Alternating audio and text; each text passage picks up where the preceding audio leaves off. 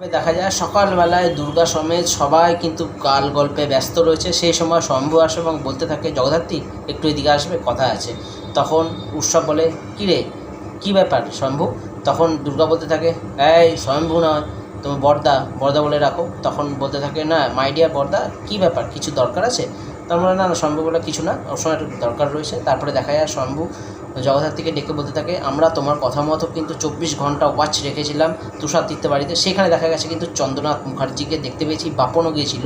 তার মানে তোমার আশঙ্কায় ঠিক যে কেউ পরিবারের জড়িত রয়েছে। তখন জগদ্ধাত্রী বলতে থাকে, আমরা তো বুঝে গেছি যে এই খেলাটা কে খেলছে এবং উৎসবকে সামনে রেখেই কিন্তু খেলাটা খেলছে, তার মানে যাতে উৎসবের নামটা আসে। কিন্তু তারা কীভাবে আক্রমণ করবে সেটা কিন্তু আমরা জানি না।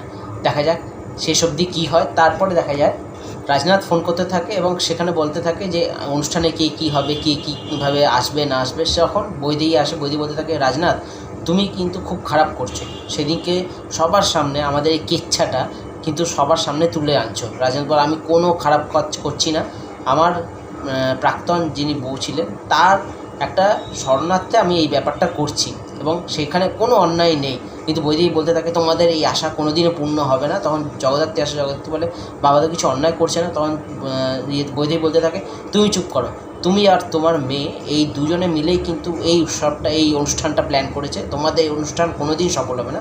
এই বলে বৈদেহী সেখান থেকে চলে যায় এবং তখন দুর্গা আসে। দুর্গা বলতে থাকে, মা তুই চিন্তা করিস না, কিচ্ছু হবে না, এই দুর্গা থাকতে কেউ কিচ্ছু করতে পারবে না, শকুনে অভিশাপে না গরু কখনো মরে না। তারপরে দেখা যায় বাড়িতে একটা অনুষ্ঠানের যে আয়োজন, সেটার প্র্যাকটিস চলছে, মানে নাচ গানের প্র্যাকটিস চলছে।